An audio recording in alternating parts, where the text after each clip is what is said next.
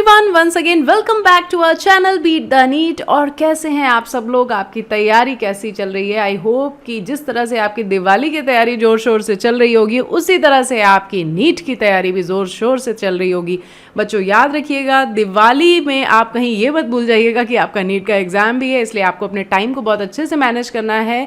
इस तरह से मैनेज करना है कि आप फेस्टिवल को भी इंजॉय कर लें और आपका पढ़ाई का भी नुकसान ना हो। इस बात का खास ध्यान रखना, क्योंकि इस टाइम को जिसने मैनेज कर लिया वो सोच लीजिए आप लोगों से आगे बढ़ जाएगा। अगर आपने पूरा टाइम यहाँ पे दिवाली को सेलिब्रेट करने में इन्वेस्ट कर दिया तो आप ये सोचिए जिस बच्चे ने अपना टाइम वहाँ पे पढ़ाई में लगा दिया होगा वो आपसे कितना आगे निकल चुका होगा। तो इसलिए टाइम मैनेजमेंट पे थोड़ा सा ध्यान रखिएगा, जो कि इस टाइम पे बहुत ज़्यादा ज़रूरी है।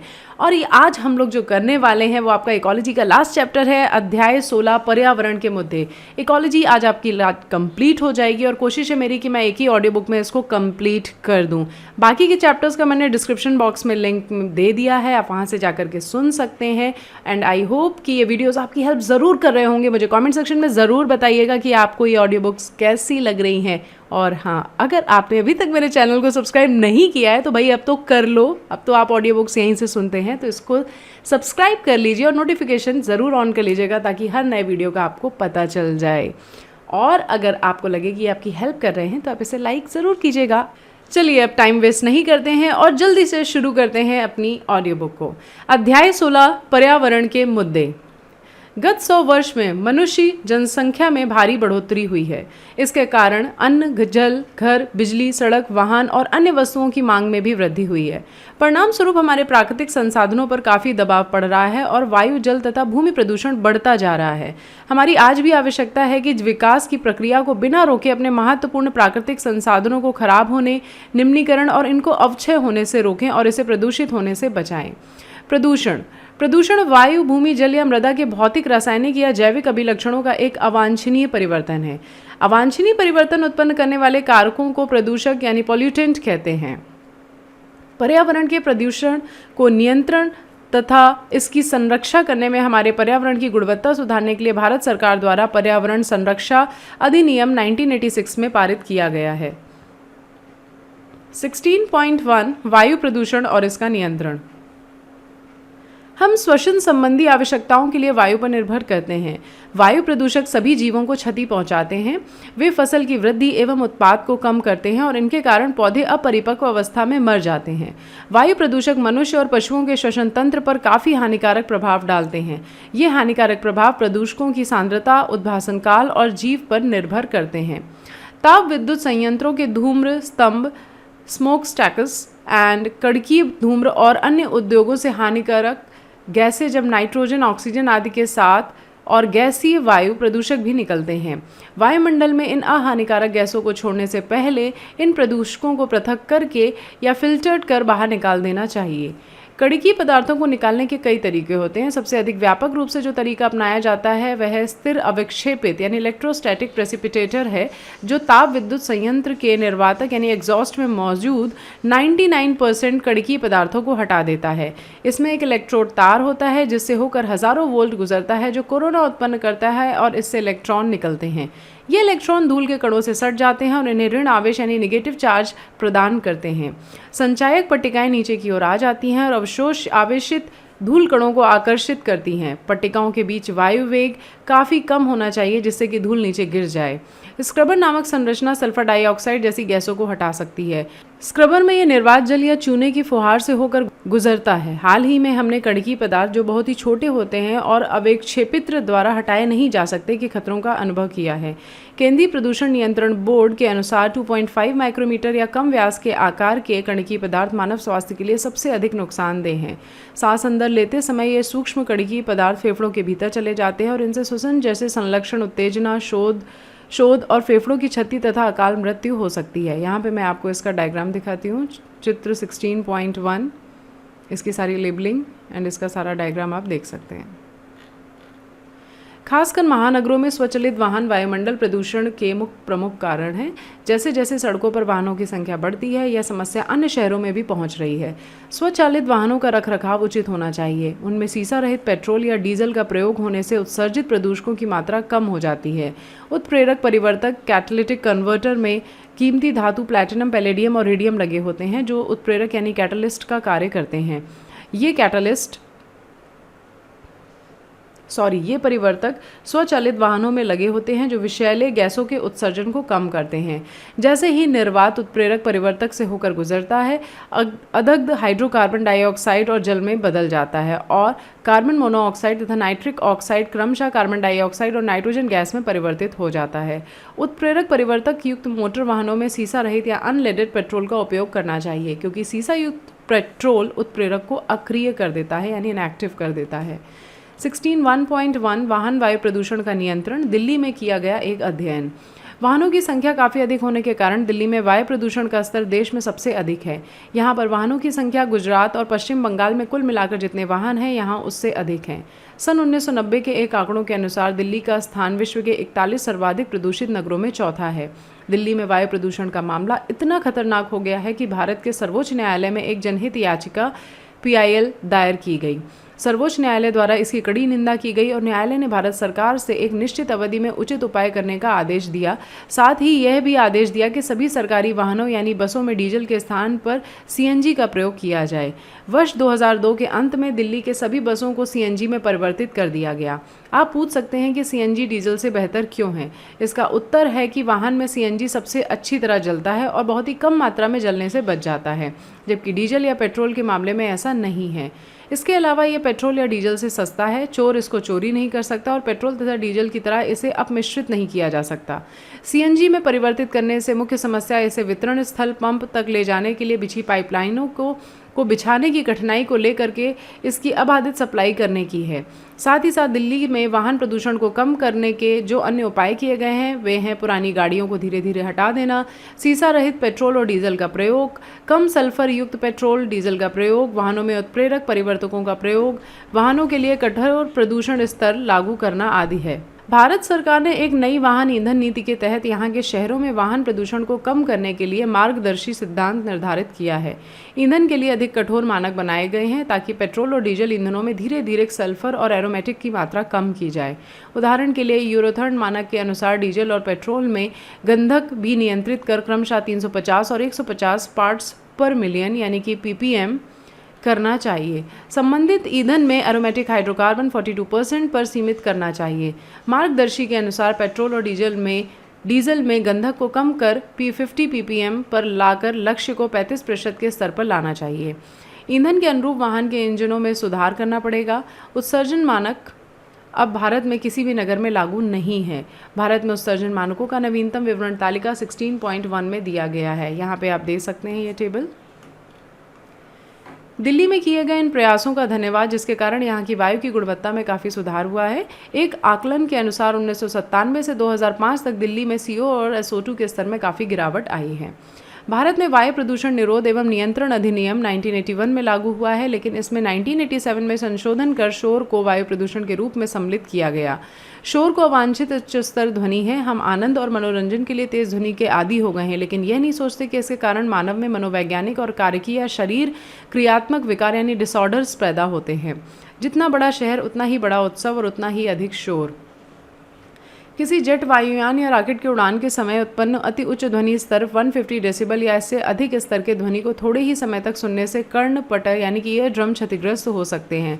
इस प्रकार व्यक्ति की सुनने की क्षमता सदा के लिए नष्ट हो सकती है। शहरों की अपेक्षाकृत निम्न ध्वनि स्तर के दीर्घकालिक उद्भासन के कारण हमारी सुनने की क्षमता स्थायी रूप से क्षतिग्रस्त हो सकती है। शोर के कारण अनिद्रा, हृदय स्पंदन यानी हार्ट बीट बढ़ जाना, श्वसन के तरीके में परिवर्तन आदि से मनुष्य पीड़ित हो सकता है, जिसके कारण वह काफ़ी तनाव की स्थिति में रहता है।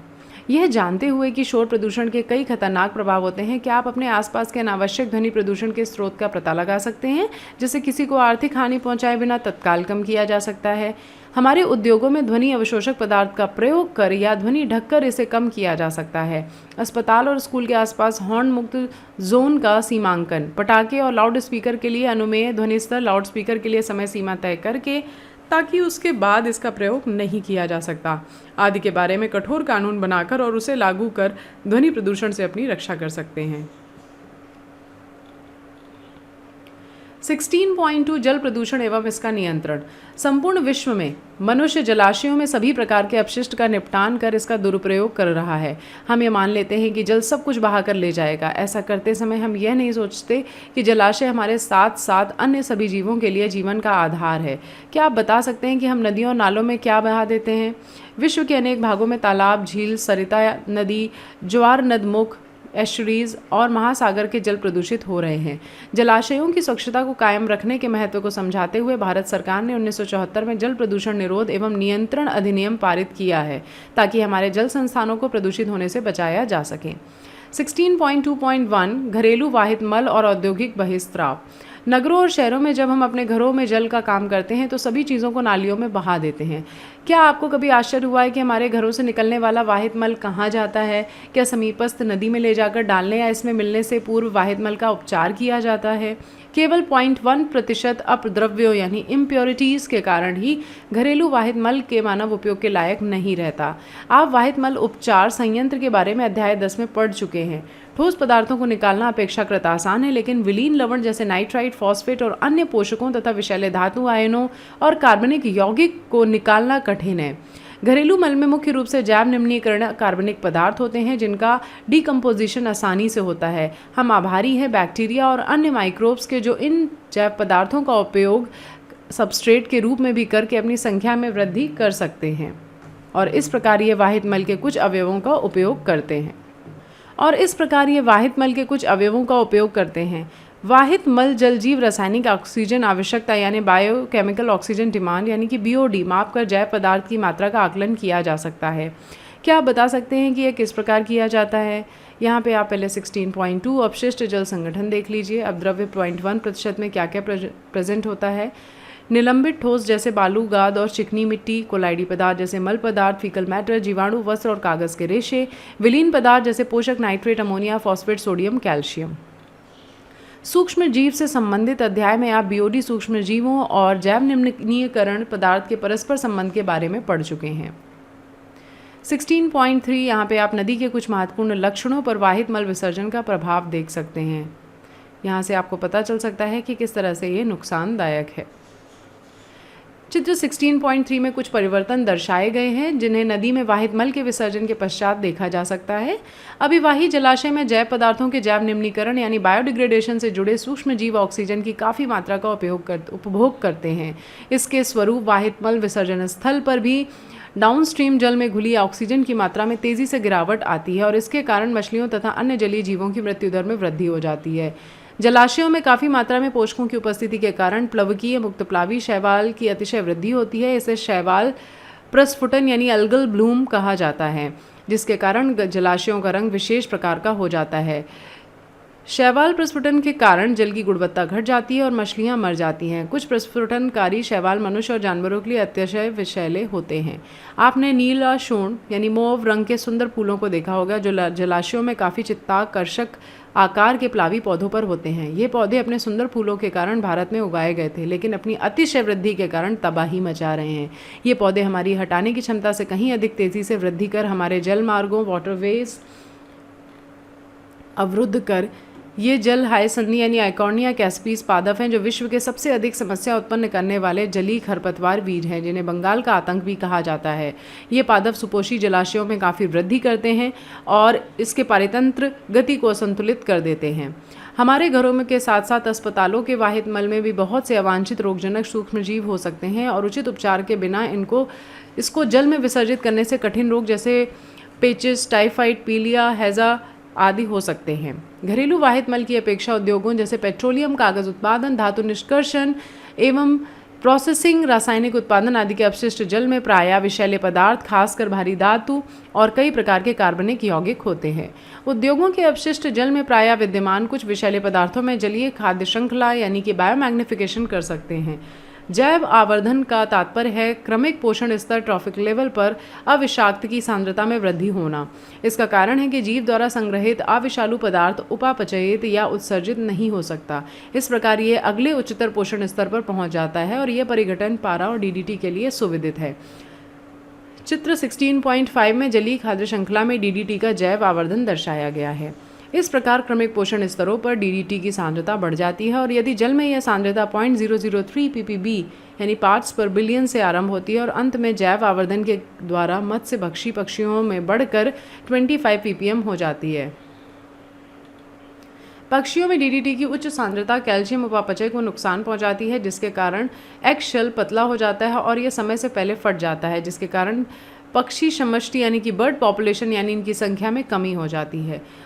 यूट्रिफिकेशन झील का प्राकृतिक काल प्रभावन यानी एजिंग दर्शाता है, यानी झील की अधिक उम्र की हो जाती है। यह इसके जल की जैव समृद्धि के कारण होता है।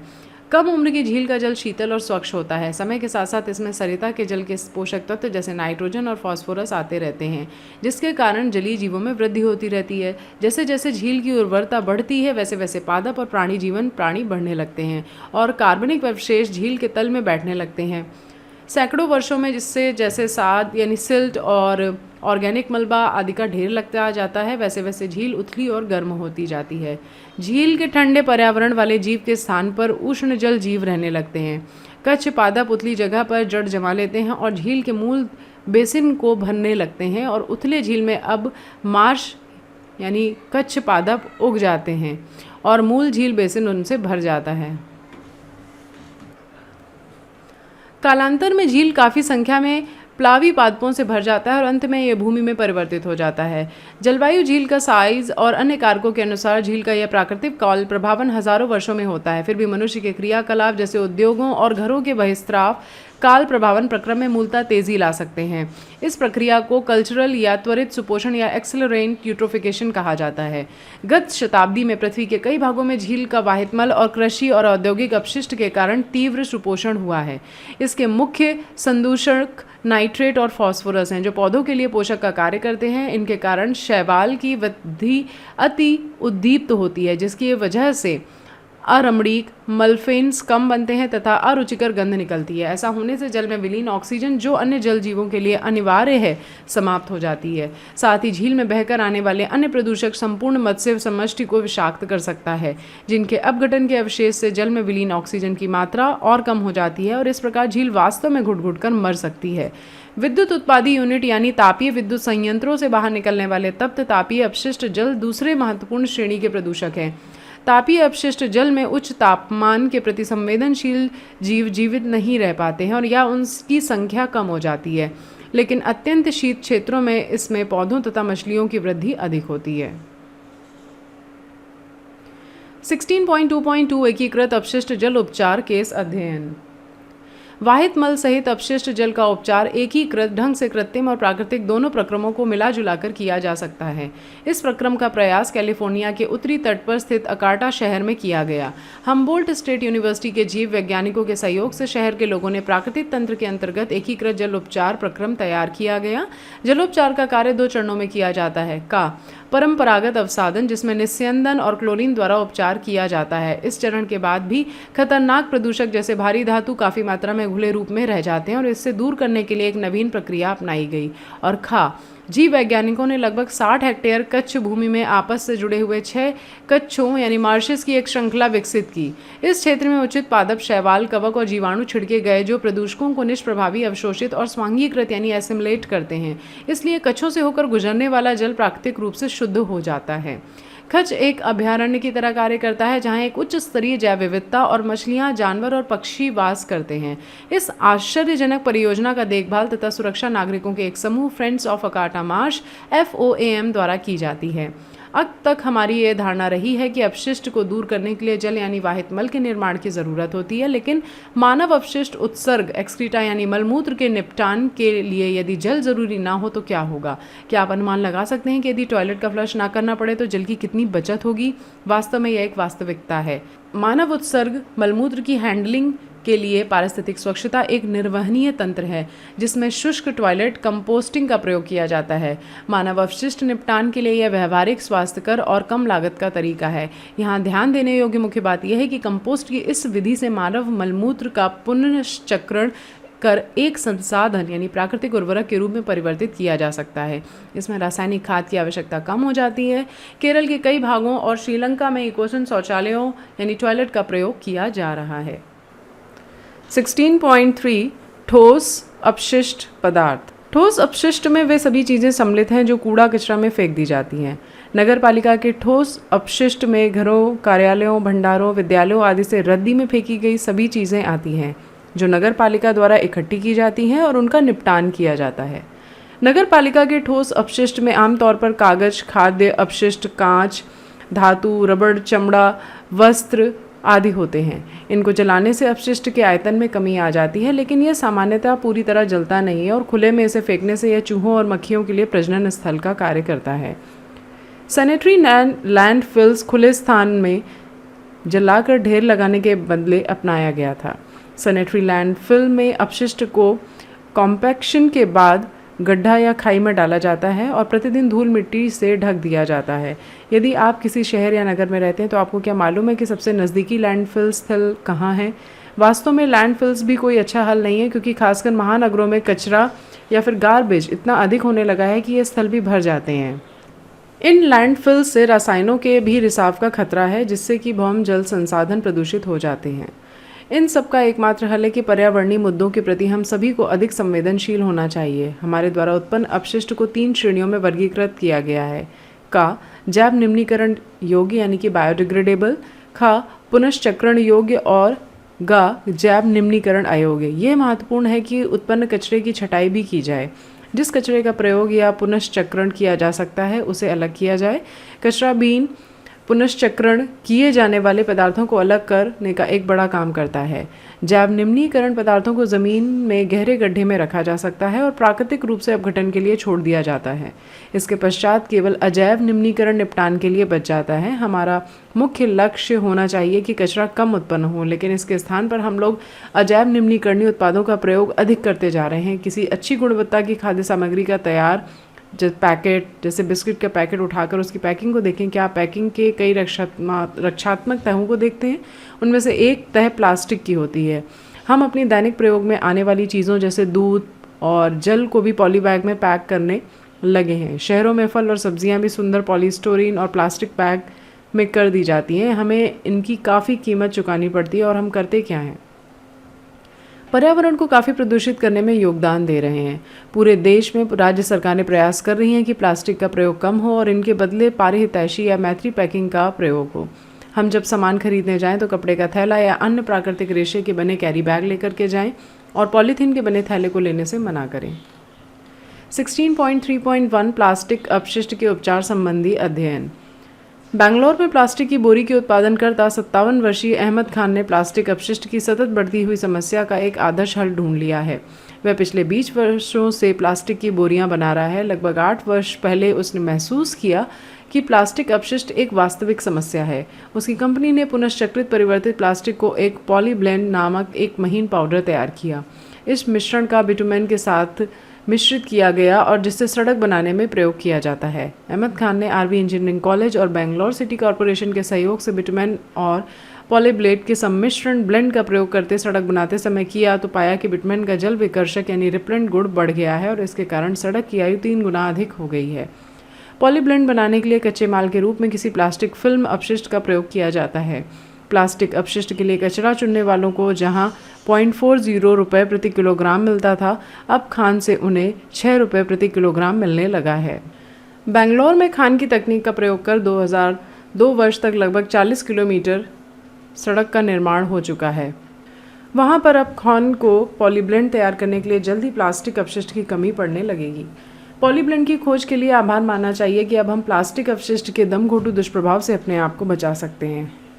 अस्पताल में खतरनाक अपशिष्ट निकलते हैं जिसमें विसंक्रामक डिसइंफेक्टेंट और अन्य हानिकारक रसायन तथा रोगजनक सूक्ष्म जीवाणु भी होते हैं। इस प्रकार के अपशिष्ट की सावधानीपूर्वक उपचार और निपटान की आवश्यकता होती है। अस्पताल के अपशिष्ट के निपटान के लिए भस्मक का प्रयोग अत्यंत आवश्यक है। ऐसे कंप्यूटर और इलेक्ट्रॉनिक के सामान जो मरम्मत के लायक नहीं रह जाते हैं इलेक्ट्रॉनिक अपशिष्ट या ई वेस्ट कहलाते हैं। ई वेस्ट को लैंडफिल्स में गाड़ दिया जाता है या जलाकर भस्म कर दिया जाता है। विकसित देशों में उत्पादित ई अपशिष्ट का आधे से अधिक भाग विकासशील देशों खासकर चीन, भारत तथा पाकिस्तान में निर्यात किया जाता है, तब जबकि तांबा, लोहा, सिलिकॉन, निकल और स्वर्ण जैसे धातु पुनश्चक्रण यानी रिसाइकलिंग प्रक्रियाओं द्वारा प्राप्त किए जाते हैं। विकसित देशों में ई अपशिष्ट को पुनश्चक्रण की सुविधाएं तो उपलब्ध हैं, लेकिन विकासशील देशों में यह कार्य प्रायः हाथ से किया जाता है। इस प्रकार इस कार्य में जुड़े कर्मियों पर ई वेस्ट में मौजूद विषैले पदार्थों का प्रभाव पड़ता है। ई वेस्ट के उपचार का एकमात्र हल पुनश्चक्रण है, यदि इसे पर्यावरण अनुकूल या हितैषी तरीके से प्रयोग किया जाए। 16.4 कृषि रसायन और उनके प्रभाव। हरित क्रांति के चलते फसल उत्पादन बढ़ाने के लिए अजैव यानी अकार्बनिक उर्वरक, इनऑर्गेनिक फर्टिलाइजर और पीड़कनाशी का प्रयोग कई गुना बढ़ गया है। जब पीड़कनाशी, शाकनाशी, कवकनाशी, फंगिसाइड आदि का प्रयोग काफ़ी होने लगा है। ये सभी अलक्ष्य जीवों नॉन टारगेट ऑर्गेनिज्म जो मृदा परितंत्र के महत्वपूर्ण घटक हैं के लिए विषैले हैं। क्या आप सोच सकते हैं कि स्थानीय परितंत्र में उन्हें जैव अविविध बायोमैग्नीफाइड किया जा सकता है। हम जानते हैं कि कृत्रिम उर्वरकों की मात्रा को बढ़ाते जाने से जलीय परितंत्र बनाम सुपोषण यानी यूट्रोफिकेशन पर क्या असर होगा, इसलिए कृषि वर्तमान समस्याएं अत्यंत गंभीर हैं। 16.4.1 जैव खेती केस अध्ययन। एकीकृत जैव खेती चक्रीय एवं शून्य अपशिष्ट यानी जीरो वेस्ट वाली है। इसमें एक प्रक्रम से प्राप्त अपशिष्ट अन्य प्रक्रमों के लिए पोषक के रूप में काम आता है। इसके कारण संसाधन का अधिकतम उपयोग संभव है और उत्पादन की क्षमता भी बढ़ती है। रमेश चंद्र डागर नामक सोनीपत हरियाणा का किसान भी यही कर रहा है। वह मधुमक्षिका पालन, डेयरी प्रबंधन, जल संग्रहण यानी वाटर हार्वेस्टिंग, कंपोस्ट बनाने और कृषि का कार्य श्रृंखलाबद्ध प्रक्रमों में करता है और जो एक दूसरे को संभालते हैं और इस प्रकार यह एक बहुत ही किफ़ायती और दीर्घ उपयोगी प्रक्रम बन जाता है। उस फसल के लिए रासायनिक उर्वरक के प्रयोग की कोई आवश्यकता नहीं रहती, क्योंकि पशुधन के उत्सर्ग यानी मल मूत्र यानी गोबर का प्रयोग खाद के रूप में किया जाता है। फसल अपशिष्ट का प्रयोग कंपोस्ट बनाने के लिए किया जाता है, जिसका प्रयोग प्राकृतिक उर्वरक के रूप में या फार्म की ऊर्जा की आवश्यकता की पूर्ति के लिए प्राकृतिक गैस के उत्पादन में किया जा सकता है। इस सूचना के प्रसार और एकीकृत जैव खेती के प्रयोग में सहायता प्रदान करने के लिए डागर ने हरियाणा किसान कल्याण क्लब बनाया है जिसकी वर्तमान सदस्य संख्या 5000 कृषक हैं। 16.5 रेडियो सक्रिय अपशिष्ट रेडियो एक्टिव वेस्ट। आरंभ में न्यूक्लियर ऊर्जा को विद्युत उत्पादन के मामले में गैर प्रदूषक तरीका माना जाता था। बाद में यह पता चला कि न्यूक्लियर ऊर्जा के प्रयोग में दो सर्वाधिक खतरनाक अंतर्निहित समस्याएं हैं। पहली समस्या आकस्मिक रिसाव की है, जैसे कि 3 माइल आइलैंड और चेर्नोबिल की घटनाओं में हुआ था। इसकी दूसरी समस्या रेडियो सक्रिय अपशिष्ट के सुरक्षित निपटान की है। न्यूक्लियर अपशिष्ट से निकलने वाला विकिरण जीवों के लिए बेहद नुकसानदेह होता है, क्योंकि इसके कारण अति उच्च दर से उत्परिवर्तन यानी म्यूटेशंस होते हैं। न्यूक्लियर अपशिष्ट विकिरण की ज़्यादा मात्रा घातक यानी जानलेवा होती है, लेकिन कम मात्रा के कारण कई विकार होते हैं। इसका सबसे अधिक बार बार होने वाला विकार कैंसर है। इसलिए न्यूक्लियर अपशिष्ट अत्यंत प्रभावकारी प्रदूषक हैं और इसके उपचार में अत्यधिक सावधानी की ज़रूरत है। यह सिफारिश की गई कि परवर्ती भंडारण का कार्य उचित रूप में कवचित पात्रों में चट्टानों के नीचे लगभग 500 मीटर की गहराई में पृथ्वी में गाड़कर करना चाहिए। यद्यपि निपटान की इस विधि के बारे में भी लोगों ने कड़ा विरोध है। आप क्यों सोचते हो कि निपटान के इस तरीके से काफ़ी लोग सहमत नहीं हैं? इस बारे में आप ऐसा क्या सोचते हैं? 16.6 ग्रीन हाउस इफेक्ट और विश्वव्यापी उष्णता। ग्रीन हाउस इफेक्ट शब्द की उत्पत्ति एक ऐसी परिघटना से हुई है जो ग्रीन हाउस में होती है। क्या आपने कभी ग्रीन हाउस देखा है? यह एक छोटा सा ग्लास का घर होता है जिसका उपयोग खासकर शीत ऋतु में पौधों को उगाने के लिए किया जाता है। ग्लास पैनल प्रकाश को अंदर तो आने देता है लेकिन ताप को बाहर नहीं निकलने देता। इसलिए ग्रीन हाउस ठीक उसी तरह गर्म हो जाता है जैसा कि कुछ घंटों के लिए धूप में पार्क कर दी गई कार के भीतर भाग गर्म हो जाता है। यहाँ पे आप देख सकते हैं 16.6 सबसे भारी वायुमंडल में सूर्य प्रकाश ऊर्जा। ग्रीन हाउस गैस पृथ्वी से दीर्घ तरंग विकिरण अवशोषित करती हैं और पुनः पृथ्वी की ओर उत्सर्जित करती हैं। यह चक्र तब तक चलता रहता है जब कि पृथ्वी की सतह पर उत्सर्जित करने हेतु दीर्घ तरंग विकिरण शेष नहीं रह जाता। ग्रीन हाउस प्रभाव प्राकृतिक रूप से होने वाली परिघटना है जिसके कारण पृथ्वी की सतह और वायुमंडल गर्म हो जाता है। आपको यह जानकर आश्चर्य होगा कि यदि ग्रीन हाउस प्रभाव नहीं होता तो आज पृथ्वी की सतह का औसतन तापमान 15 डिग्री सेंटीग्रेड रहने के बजाय ठंडा होकर -18 शून्य से नीचे डिग्री सेंटीग्रेड रहता। ग्रीन हाउस इफेक्ट को समझने के लिए जानना ज़रूरी है कि सबसे बाहरी वायुमंडल में पहुंचने वाली सूर्य की ऊर्जा का क्या होता है। पृथ्वी की ओर आने वाले सौर विकिरण का लगभग 1/4 भाग बादलों और गैसों में परिवर्तित हो जाता है और दूसरा चौथाई भाग वायुमंडलीय गैसों द्वारा अवशोषित हो जाता है। लगभग आधा इनकमिंग सौर विकिरण पृथ्वी की सतह पर पड़ता है और उसे गर्म करता है। इसका इंफ्रारेड रेडिएशन कुछ भाग परावर्तित होकर लौट जाता है। पृथ्वी की सतह अंतरिक्ष में अवरक्त विकिरण के रूप में ऊष्मा उत्सर्जित करती है, लेकिन इसका केवल बहुत छोटा भाग टाइनी फ्रैक्शन ही अंतरिक्ष में जाता है, क्योंकि इसका अधिकांश भाग वायुमंडलीय गैसों यानी कार्बन डाइऑक्साइड, मीथेन, जलवाष्प, नाइट्रस ऑक्साइड और क्लोरोफ्लोरोकार्बन के द्वारा अवशोषित हो जाता है। इन गैसों के अणु ऊष्मा ऊर्जा विकृत करते हैं और इसका अधिकतर भाग पृथ्वी की सतह पर पुनः आ जाता है और इसे फिर से गर्म करता है। यह चक्र अनेकों बार होता है। इस प्रकार पृथ्वी की सतह और निम्नतर वायुमंडल गर्म होता रहता है। ऊपर वर्णित गैसों को आमतौर पर ग्रीन हाउस गैस कहा जाता है, क्योंकि इनके कारण ही ग्रीन हाउस प्रभाव पड़ते हैं। ग्रीन हाउस गैसों के स्तर में वृद्धि के कारण पृथ्वी की सतह का ताप काफ़ी बढ़ जाता है, जिसके कारण विश्वव्यापी उष्णता होती है। गत शताब्दी में पृथ्वी के तापमान में 0.6 डिग्री सेंटीग्रेड वृद्धि हुई है। इसमें से अधिकतर वृद्धि पिछले 3 दशकों में ही हुई है। एक सुझाव के अनुसार सन 2100 तक विश्व का तापमान 1.4 to 5.8 डिग्री सेंटीग्रेड बढ़ सकता है। वैज्ञानिकों का मानना है कि तापमान में इस वृद्धि से पर्यावरण में हानिकारक परिवर्तन होते हैं, जिसके परिणाम स्वरूप विचित्र जलवायु परिवर्तन जैसे कि E1 तीनों प्रभाव होते हैं। इसके फलस्वरूप ध्रुवीय टोपियों और अन्य जगहों जैसे हिमालय की हिम चोटियों का पिघलना बढ़ जाता है। कई वर्षों बाद इससे समुद्र तल का स्तर बढ़ेगा, जो कि समुद्र तटीय क्षेत्रों को जलमग्न कर देगा। वैश्विक उष्णता से होने वाले परिवर्तनों का कुल परिदृश्य अभी भी सक्रिय अनुसंधान का विषय है।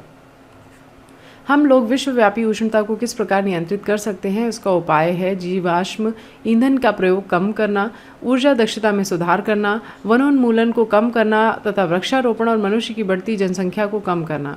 वायुमंडल में ग्रीन हाउस गैसों के उत्सर्जन को कम करने के लिए अंतर्राष्ट्रीय प्रयास भी किए जा रहे हैं। 16.7 समतापमंडल में ओजोन अवक्षय। आपने इसके पहले रसायन विज्ञान की 11वीं की पाठ्यपुस्तक में खराब ओजोन के बारे में पढ़ा था, जो निम्नतर वायुमंडल ट्रोपोस्फीयर में बनता है, जिससे पौधों और प्राणियों को नुकसान पहुंचता है। एंड वायुमंडल में अच्छा ओजोन भी होता है, जो इसके ऊपरी भाग यानी स्ट्रेटोस्फीयर में पाया जाता है। यह सूर्य से निकलने वाले पराबैंगनी विकिरण यानी अल्ट्रावायलेट रेडिएशन को अवशोषित करने वाले कवच का काम करता है।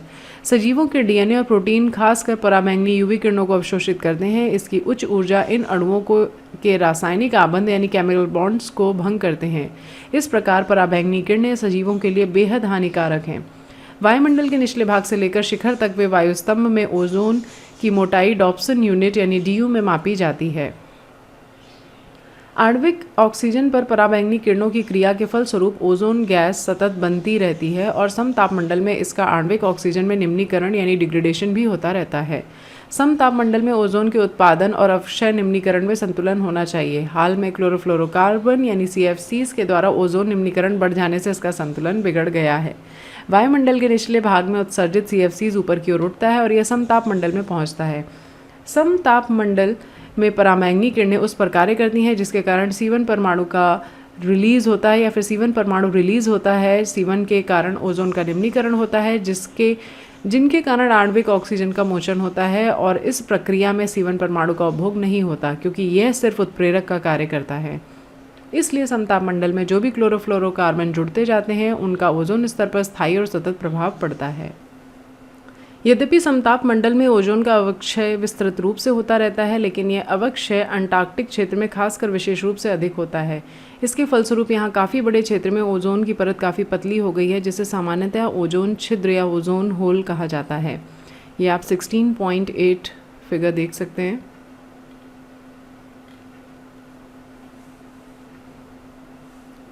पराबैंगनी यानी यूवी की अपेक्षा छोटी तरंगदैर्घ्य यानी वेवलेंथ युक्त पराबैंगनी विकिरण पृथ्वी के वायुमंडल द्वारा लगभग पूरा का पूरा अवशोषित हो जाता है, बशर्ते कि ओजोन स्तर ज्यों का त्यों रहे। लेकिन UVBDNA को क्षतिग्रस्त करता है और उत्परिवर्तन हो सकता है। इसके कारण त्वचा में बुढ़ापे के लक्षण दिखते हैं, इसकी कोशिकाएं क्षतिग्रस्त हो जाती हैं और विविध प्रकार के त्वचा कैंसर हो सकते हैं। हमारे आँख का स्वच्छ मंडल कॉर्निया UVB विकिरण को अवशोषण करता है। इसकी उच्च मात्रा के कारण कॉर्निया का शोध कार्निया का शोथ हो जाता है, जिसे हिम अंधता या मोतियाबिंद आदि कहा जाता है। इसके उद्भासन से स्थायी रूप में क्षतिग्रस्त हो सकता है। ओजोन अवक्षय के हानिकारक प्रभाव को देखते हुए सन 1987 में मॉन्ट्रियल कनाडा में एक अंतर्राष्ट्रीय संधि पर हस्ताक्षर हुए, जिसे मॉन्ट्रियल प्रोटोकॉल कहा जाता है। ये संधि 1989 से प्रभावी हुई। ओजोन अवक्षयकारी पदार्थों के उत्सर्जन पर नियंत्रण के लिए बाद में और कई अधिक प्रयास किए गए तथा और प्रोटोकॉल में विकसित और विकासशील देशों के लिए अलग अलग निश्चित दिशा निर्देश जोड़े गए, जिससे कि CFC और अन्य ओजोन अवक्षय रसायनी के उत्सर्जनों को कम किया जाए। 16.8 संसाधन के अनुचित प्रयोग और अनुचित अनुरक्षण द्वारा निम्नीकरण। प्राकृतिक संसाधनों का निम्नीकरण न केवल प्रदूषकों की क्रिया के कारण होता है, बल्कि संसाधनों के प्रयोग करने के जो अनुचित तरीके हैं उनके कारण भी होता है। मृदा अपरदन और मरुस्थलीकरण। सबसे ऊपरी मृदा के उर्वर होने में सैकड़ों वर्ष लग जाते हैं, लेकिन मनुष्य के क्रियाकलापों जैसे अधिक खेती करने, आबादित चराई, वनोन्मूलन और सिंचाई के घटिया तरीकों के कारण वह शीर्ष स्तर काफ़ी आसानी से हटाया जा सकता है, जिसके कारण शुष्क भूमिखंड बन जाते हैं। कालांतर में जब ये भूमिखंड आपस में जुड़ जाते हैं तो मरुस्थल यानी डेजर्ट का निर्माण होता है। पूरे विश्व में माना जाता है कि डेजर्टिफिकेशन, खासकर बढ़ते हुए नगरीकरण यानी शहरीकरण के कारण आजकल एक मुख्य समस्या है। जलाक्रांति और मृदा लवणता।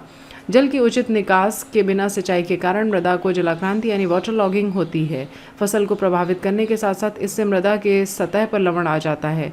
तब यह लवण भूमि के सतह पर एक परपटी यानी क्रिस्ट के रूप में जमा हो जाता है और पौधों की जड़ों पर एकत्रित होने लगता है। लवण की बढ़ी हुई मात्रा फसल की वृद्धि के लिए नुकसानदेह है और कृषि के लिए बेहद हानिकारक है। जलाक्रांति और लवणता कुछ ऐसी समस्याएं हैं जो हरित क्रांति के कारण आई हैं। 16.9 वनोन्मूलन। वन प्रदेश को वन रहित क्षेत्रों में रूपांतरण करना वनोन्मूलन यानी डिफॉरेस्ट्रेशन कहा जाता है। एक आकलन के अनुसार शीतोष्ण क्षेत्र में केवल 1% वन नष्ट हुए हैं, जबकि उष्ण कटिबंध में लगभग 40% वन नष्ट हो गए हैं।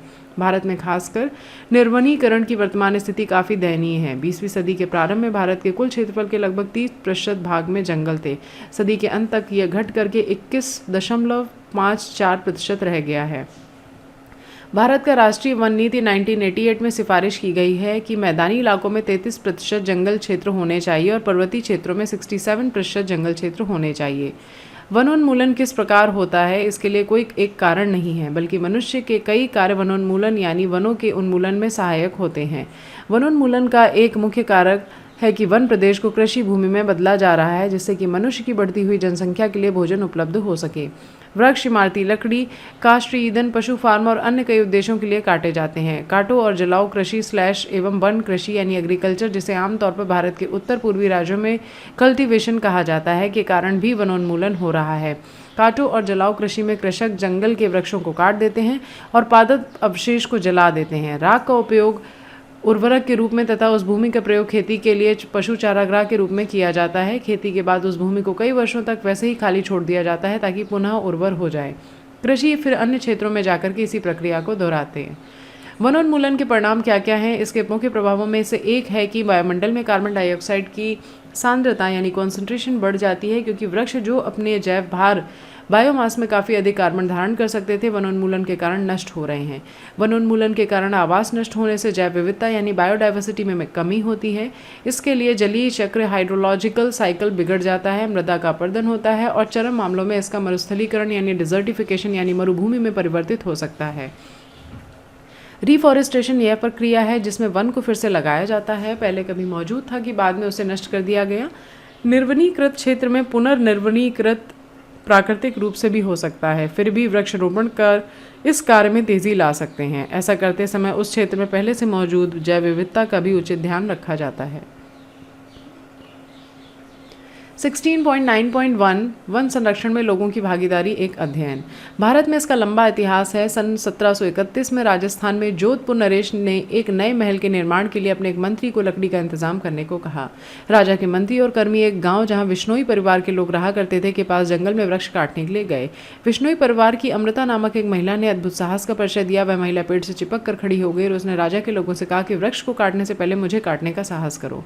इसके लिए वृक्ष की रक्षा और जीवन से कहीं अधिक बढ़कर है। दुख की बात यह है कि राजा के लोगों ने उसकी बातों पर ध्यान नहीं दिया और पेड़ के साथ साथ अमृता देवी को भी काट दिया। उसके बाद उसकी 3 बेटियां और विष्णु परिवार के सैकड़ों लोगों ने वृक्षों की रक्षा में अपने प्राण गंवा दिए। इतिहास में कहीं भी इस प्रकार की प्रतिबद्धता को कोई मिसाल नहीं है, कि पर्यावरण की रक्षा के लिए मनुष्य ने अपना बलिदान कर दिया हो। हाल ही में भारत सरकार ने अमृता देवी बिश्नोई वन्य जीव संरक्षण पुरस्कार देना शुरू किया है। यह पुरस्कार ग्रामीण क्षेत्र के ऐसे व्यक्तियों और समुदायों को दिया जाता है जिन्होंने वन्य जीवों की रक्षा के लिए अद्भुत साहस और समर्पण दिखाया हो। आपने हिमालय के गढ़वाल में चिपको आंदोलन के बारे में सुना होगा। सन 1974 में ठेकेदारों द्वारा काटे जा रहे वृक्षों की रक्षा के लिए इससे चिपक कर स्थानीय महिलाओं ने काफ़ी बहादुरी का परिचय दिया। विश्व भर में लोगों ने चिपको आंदोलन की सराहना की। स्थानीय समुदायों की भागीदारी के महत्व को महसूस करते हुए भारत सरकार ने 1980 के दशक में संयुक्त वन प्रबंधन ज्वाइंट फॉरेस्ट मैनेजमेंट JFM लागू किया, जिससे कि स्थानीय समुदायों के साथ मिलकर काफ़ी अच्छी तरह से वनों की रक्षा और प्रबंधन के कार्य किया जा सके। वनों के प्रति उनकी सेवाओं के बदले में ये समुदाय विविध प्रकार के वनोत्पाद यानी फॉरेस्ट प्रोडक्ट जैसे फल, गोंद, रबड़, दवाई आदि प्राप्त कर लाभ उठाते हैं। इस प्रकार वन का संरक्षण निर्वहनीय तरीके सस्टेनेबल से किया जाता है। सारांश: पर्यावरण प्रदूषण और महत्वपूर्ण संसाधनों से संबंध मुख्य समस्याएं स्थानीय क्षेत्रीय स्तर से लेकर के विश्व स्तर पर अलग अलग हैं। वायु प्रदूषण मुख्य रूप से उद्योगों तथा स्वचालित वाहनों में जीवाश्म ईंधनों जैसे कोयला तथा पेट्रोलियम के जलने से होता है। ये मनुष्य, जानवरों तथा पौधों के लिए हानिकारक है। इसके लिए हमारे आसपास के वायु को स्वच्छ रखने के लिए इसको हटाना ज़रूरी है। घरेलू वाहित मल जो जलाशयों के प्रदूषण का सर्वाधिक सामान्य स्रोत है के कारण घुली हुई ऑक्सीजन कम हो जाती है, लेकिन अभिग्राही जल के जैव रासायनिक ऑक्सीजन की आवश्यकता बढ़ जाती है। घरेलू वाहित मल में पोषक तत्व खासकर नाइट्रोजन और फास्फोरस अधिक होते हैं। इसके कारण सुपोषण और बुरी तरह से शैवाल स्फुटन होते हैं। औद्योगिक अपशिष्ट जल में प्रायः विषैले रासायनिक खासकर भारी धातु एवं जैव यौगिक काफ़ी अधिक होते हैं। औद्योगिक अपशिष्ट जल जीवधारियों के लिए नुकसानदेह हैं। नगर पालिका के ठोस अपशिष्ट भी समस्याएं उत्पन्न करते हैं, जिनका निपटान लैंडफिलों में अवश्य करना चाहिए। खतरनाक अपशिष्ट जैसे पुराने बेकार जहाज, रेडियो सक्रिय अपशिष्ट और ई अपशिष्ट के निपटान के लिए अतिरिक्त प्रयासों की ज़रूरत है। मृदा प्रदूषण मुख्य रूप से कृषि रसायनों जैसे पीड़कनाशी और इसके ऊपर डाले गए ठोस अपशिष्टों के लीचिट्स के कारण होता है। वैश्विक प्रकृति की दो प्रमुख पर्यावरणीय समस्याएं हैं: ग्रीन हाउस के बढ़ते हुए प्रभाव जिसके कारण पृथ्वी पर गर्मी बढ़ रही है और स्ट्रेटोस्फीयर में ओजोन का अवक्षय हो रहा है। ग्रीन हाउस प्रभाव की वृद्धि मुख्य रूप से कार्बन डाइऑक्साइड और CFCs के उत्सर्जन में वृद्धि के कारण और वनोन्मूलन के कारण भी होती है। इसके कारण जल वृष्टि के स्वरूप तथा वैश्विक तापमान में भारी परिवर्तन हो सकता है। साथ ही यह जीवधारियों को काफ़ी नुकसान भी पहुंचा सकता है। समतापमंडल में ओजोन का अवक्षय CFCs के उत्सर्जन के कारण होता है, जो पराबैंगनी विकिरण के हानिकर प्रभाव से हमारी रक्षा करता है और इसके कारण त्वचा कैंसर, उत्परिवर्तन और अन्य विकारों के बढ़ने की संभावना अधिक होती जा रही है। और इसी के साथ में आपका ये चैप्टर कंप्लीट हो गया। आपकी इकोलॉजी यूनिट की पूरी ऑडियो बुक हिंदी में बनके तैयार हो गई है। आप लोग इसको जा करके प्लेलिस्ट में भी देख सकते हैं और मैंने डिस्क्रिप्शन में भी इसके सारे चैप्टर्स के लिंक दे दिए हैं। वहाँ से भी आप जा करके इनको सुन सकते हैं और अपना रिवीजन बहुत अच्छी तरह से कर सकते हैं। आपको ये ऑडियो बुक कैसी लग रही हैं आप मुझे कमेंट सेक्शन में ज़रूर बताइएगा। और अगर आपको लगता है कि ये आपके लिए हेल्पफुल है तो इसे लाइक ज़रूर कीजिएगा और दोस्तों अब इसको सब्सक्राइब कर लीजिए, क्योंकि आप लोगों को ये ऑडियो बुक रियली मुझे पता है कि ये बहुत हेल्प करती है हमारे रिवीजन में, क्योंकि इससे जब हम रिवीजन करते हैं तो हमारा रिवीजन बहुत तेज़ी से हो जाता है। तो आई होप कि ये आपकी ज़रूर मदद करेंगी और आप मुझे अपने फेवरेट चैप्टर्स जिनकी ऑडियो बुक आपको पहले चाहिए कमेंट सेक्शन में ज़रूर बताइएगा, ताकि मैं उनकी ऑडियो बुक्स आपके लिए पहले तैयार कर सकूं। चलिए मिलते हैं नेक्स्ट ऑडियो बुक के साथ, तब तक के लिए tata bye bye, take care everyone, just stay tuned with me, bye bye.